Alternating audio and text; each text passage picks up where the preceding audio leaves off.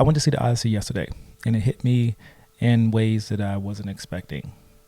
Here's a man who spent years and years trying to find his way home, trying to find himself in the process. And I started thinking about myself and what I've been going through. I spent so much of my time helping my kids, helping them find who they are, that I had to ask myself, how much time am I spending actually finding myself? Today I want to talk about that tension, a lesson I learned from my talk with my dad, but also some of the things that I've learned from talking with my son. And I actually want to talk about what I plan on implementing today that can help me keep this experiment moving forward.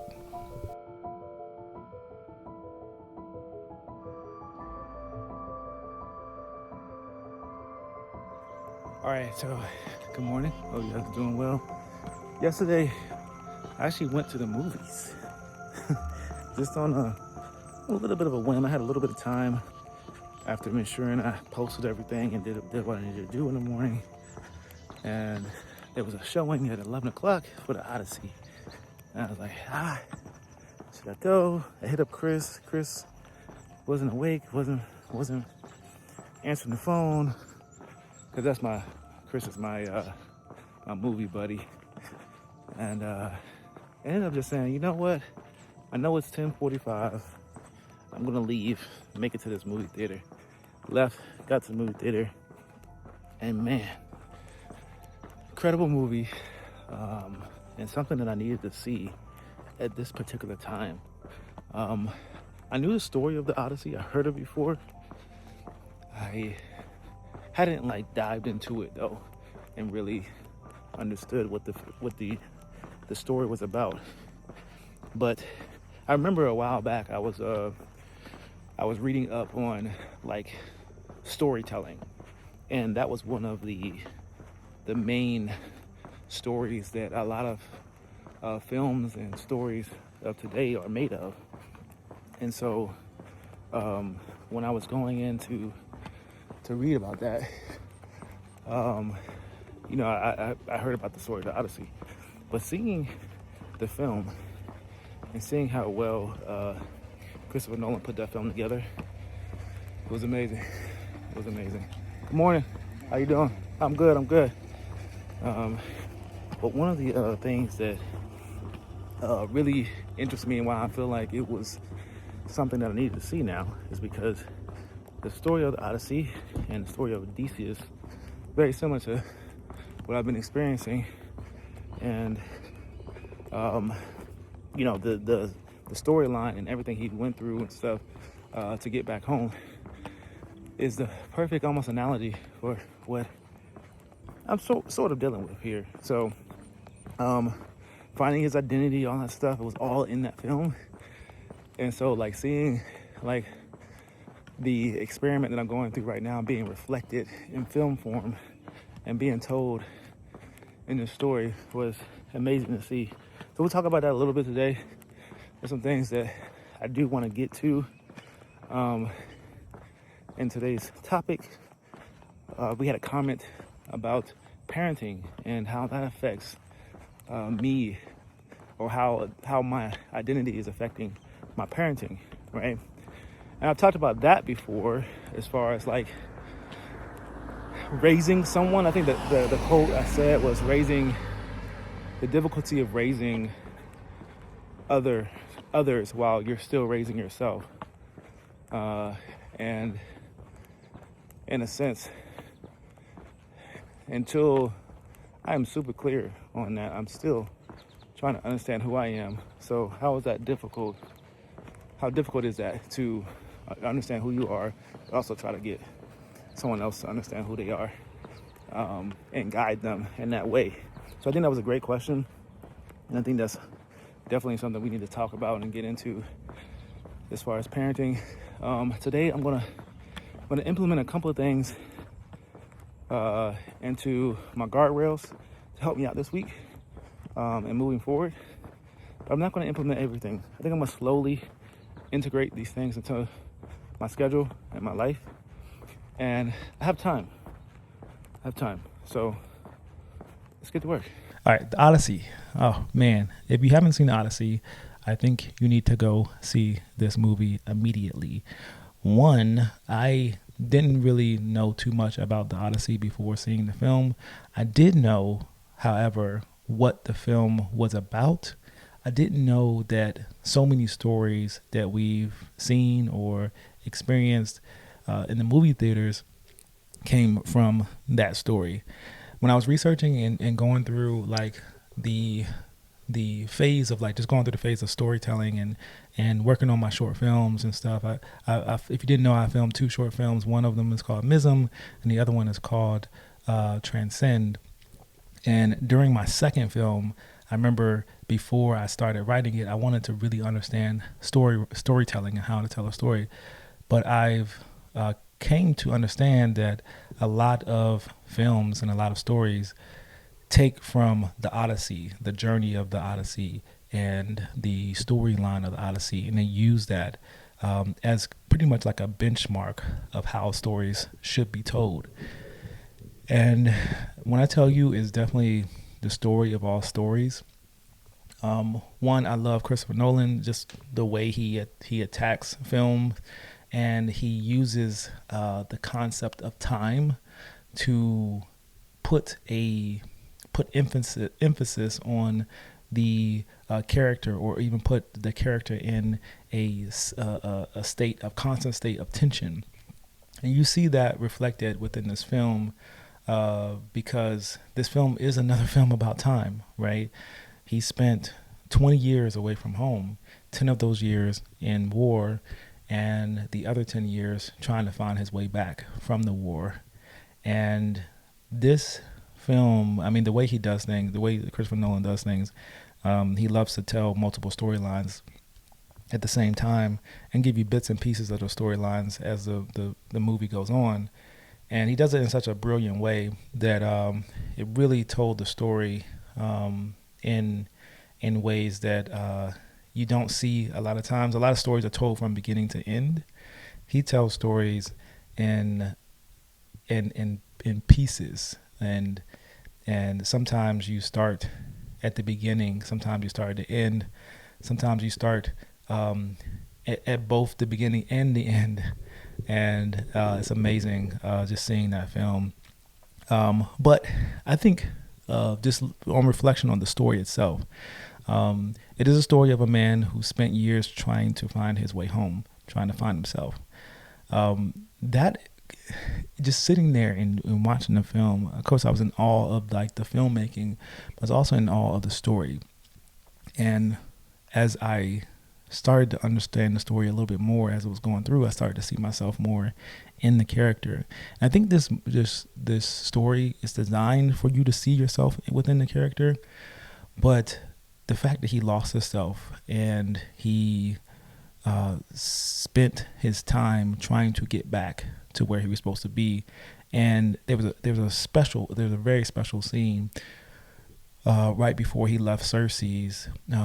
She told him that he basically had to let go and allow Poseidon to take him home.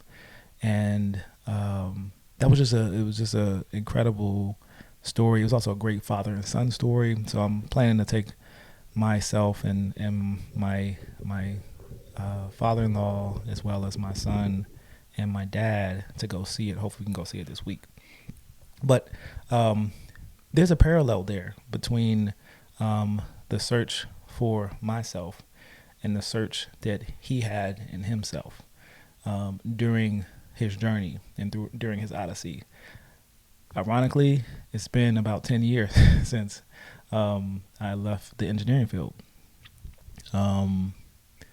Ironically, I've been on that journey this whole time, right? And putting myself in this situation now and just happening to go see the Odyssey, I mean, it's just an incredible like experience for me. But anyway, the parallels there really struck me and really allowed me to see like myself in this journey, and I was really appreciative of that aside from the story, from the filmmaking. One of the questions that came up in the comments was about parenting, and finding me going through this journey of like identity and finding myself, but also like what does that mean when it comes to parenting, and how can you do that? Does it take away from parenting? What does that look like? And I think there's a interesting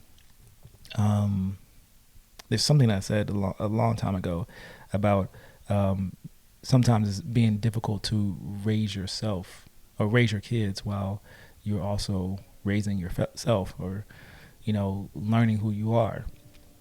And that difficulty of raising yourself while raising kids is such a struggle to have. But I think it's worthwhile having, right? I think when you spend time doing one thing or doing working towards one aspect of life, a lot of times other aspects of life tend to suffer, right? Because I have devoted myself to my family and my kids, and finding them, helping them find themselves, and helping them through this journey, especially while they were young and impressionable. I felt like it was important for me to be around, be there, and be active as much as possible in their lives. And once you commit to doing that thing, or you say that you're going to do that thing, I think what happens is you start to neglect some of the other areas that that can be strengths, of course, but you don't spend as much time with them. I try to guide my kids as best as possible to find themselves, and it does take away some focus from what I do, for what I need to do for myself, right? And so, even if there's just some notes that I have, even if you find yourself fully before having kids, I think the struggle would then just shift to pivoting to help someone else find themselves, right? So if I spent so much time finding myself, sometimes I feel like the struggle, the opposite struggle of that would be, okay, I spent a lot of time finding myself.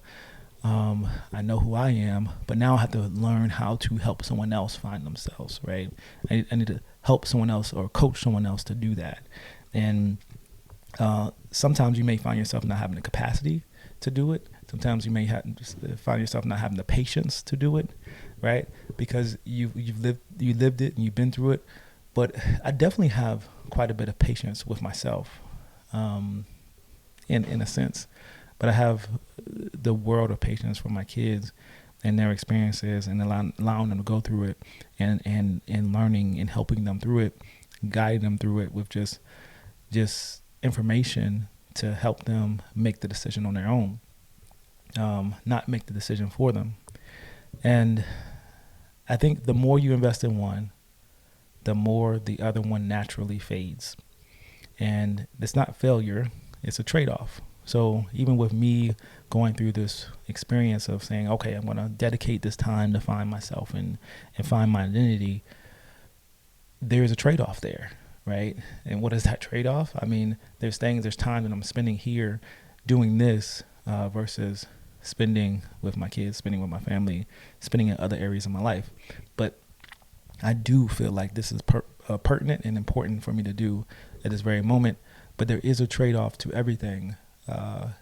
If you shift your energy, you naturally have to be intentional about how you spread that energy around, right?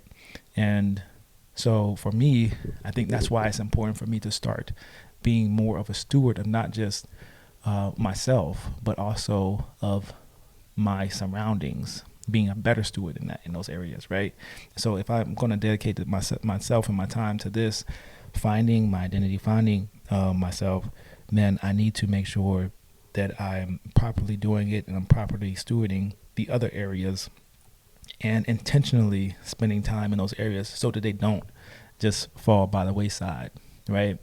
And so that is something that I feel like leads into my next point, right? When I was talking to my son on his way back from his swim meet, he had this amazing breaststroke that he's always been really good at it, but this weekend he had an amazing 50 breaststroke performance. He dropped like 3 or 4 seconds or something like that in his time. I think he dropped 2 in the first race, and then I think he dropped like a little more than 1 in the second, and in the finals. And I was super impressed with his performance and his calm nature. And but it came to the topic of like, dude, there's 4 strokes in swim. There's a freestyle, there's a breaststroke, there's the butterfly, there's the backstroke, right? And he has the capacity to be good at all of those strokes. But we had the conversation, and I was like, son, like when you get in the water and it's breaststroke time, I can see the aura come off your body, right? I can see like the energy, like you light up, like it's your like you can clearly see that your entire energy changes. And I was like, man, why is that? Like, why do you find yourself being more aggressive, more confident in that stroke? And he looked at me. He said that, well, I've been doing it for so long, and I was found myself being good at it, and I just continue to do it, and just continue to get better at it. And I was like, well, what about the other strokes? Well, I just don't spend as much time doing those things. And that's when we talked about like the idea of, if you're going to get better at some of these things, you can't avoid them. You can't spend less time doing those things. Those things are your weaknesses, and we have to spend more time in our weaknesses to get them to be where our strengths are. We have to spend more time, more dedicated time towards that. Be more intentional about doing it more often, because those are our weak points. We shouldn't shy away from them. We shouldn't say, oh, well, I'm just good at doing this, so I'm going to continue to do this. You're going to start to get really, really good at doing that one thing. Those other things are going to start to fall by the wayside. And I talk about it in basketball as well with my athletes. When I am training someone who is not good at shooting left-hand layups, and their parents like, oh, yeah, he's just not good at left hand. It's like, okay, well, that's why he needs to do it, right? We're going to go through the whole practice today, and you're not going to use your right hand. You're going to dribble with your left hand. You're going to shoot layups with your left hand. If we're going to shoot layups with our right hand, we're going to shoot twice as many with our left. And so being intentional about building up not only the skill level of those other areas, but also your confidence within those areas. And because you spend more time doing them, and it's intentional time, you end up becoming better at doing them. And so I'm super proud of him, super proud of Jaden this past weekend, and happy that he was able to do that. But I also had an awesome and an incredible conversation with my sister, and we had talked about an interview that I just recently had, and I got a call about an opportunity. I got 2 calls actually about 2 opportunities in the engineering field. And last time I had an engineering job was about 10 years ago. And so I guess my resume is just still floating out there somewhere. And they're like, hey, we saw your resume, and we thought this was amazing. And so the common theme, though, is what have you been doing since here? Like, we see you, but that was in 2020, whatever, 2018, 2020, like, we see that stuff there. What have you been doing since? And my resume doesn't reflect what I've been doing since, right? It doesn't show that stuff. when I talked to my sister, she was like, well, that's not a problem. So she was like, what you've been doing from this point, from that point to now, is also skill based experience. Having different skills in these different areas where you've worked with Cornell, you've worked with the USDA, you've worked with Virginia State University, you've worked with all of these different prestigious, like, government entities and companies. You've seen them through, the process of delivering a project or production to them from beginning to end. You've been doing project management this whole time. And she was like, it's more about reframing that experience and reframing what you've learned throughout those years versus like saying, oh yeah, I haven't been really doing anything in that area. It's like, yeah, no, I have this skill base, but I also have been, since then, I've been learning these new skills, expanding my knowledge in these areas. And this is what I've been doing. And the advice she gave me is, don't leave it up to them to connect the dots. You have to connect the dots for them. Reframing that, using that season as a skill building season. It's not a gap. There are strengths that align with different opportunities that are out there, and it's up to me to find those opportunities. So just realizing that there may be some other roles, not necessarily in that field, but within the skill sets that I have learned and have developed over the past few years, and finding those programs and those opportunities and applying for them and putting my name out there, right? And so what I'll be implementing today is just that, right? After I'm done here, I'm going to sit down, go through my resume, go through my experience, reframe that experience, find opportunities in those areas. And I actually looked up some opportunities and found some opportunities that I'm going to apply for and look into. But that reframing is such an interesting concept to me, because if you reframe the experience of Odysseus and in the Odyssey, if you reframe his experience, he needed to go through those things to find himself where he was. It made him stronger. It made his bond between his wife and his family and his son stronger. It tested him in ways that allowed him to become the person that he was.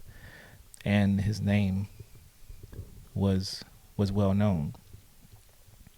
And so reframing that gap and reframing my experience and reframing what I've been doing is the perfect example of what I need to be doing. And honestly, the experiment that I'm doing right now, it is, in a sense, reframing, right? I have to understand more of what my experience is, what I have become, what I've done, and reframing the story that I've told myself is what will help me gain more knowledge in what that identity is, to help reframe and change that identity, right? And so what am I implementing today? The scheduling. We're going to start there. And I won't give everything or talk about everything today, but we'll do this in increments. So this week, what we'll be doing is implementing the scheduling. And this will be in the sense of, okay, what are the 4 things that my father and I were talking about as far as the stewardship, right? We talked about money, we talked about relationships, we talked about the mind and body. And we also talked about, just making sure that we are stewarding those things properly, right? And so the first thing that we'll be implementing this week as far as scheduling would be 1 day a week set aside for my wife, one day making sure that we are spending some time together, intentional time. Me and you, we're going to hang out, we're going to talk, we're going to get something to eat, get a bite to eat, whatever, spend time. Intentionally finding time. A lot of times she's at practice, I'm over here, she's over there. I'm going to go find you and we're going to do this. So I've already set aside some time on the schedule, putting it down, allocating that time to do that. 2 days a month for family activities. So I will make sure that we're at least spending some sort of traditional family activity. Maybe it's we're going to eat together. Maybe we're just going to make sure that we play some games together or do some experiences together. And the next category was money. My dad talked about being a good steward of your money. And so daily reminders to make sure that I'm ensuring to check my bank account. So I don't know if you remember, I talked about the experience of not having confidence within my banking, and I don't want to look at that stuff. I just want the money to be there. Like don't even look at it. But I need to make sure that I'm spending in a lot of time to work on my finances and get better at money management. But I also want to make sure that I'm spending more time in the things that make my business money. My business does well, but it could be doing so much better if I spent more time on money-making activities within my business. And doing more search for job opportunities and things that can get me to places where I want to go a lot faster, right? So that is a money-making activity. That is being more of a better steward with my finances. And so the last thing is just mind and body. I went to I went to Food Line. I went to the grocery store today, got some of the food that I need to prep for the week, right?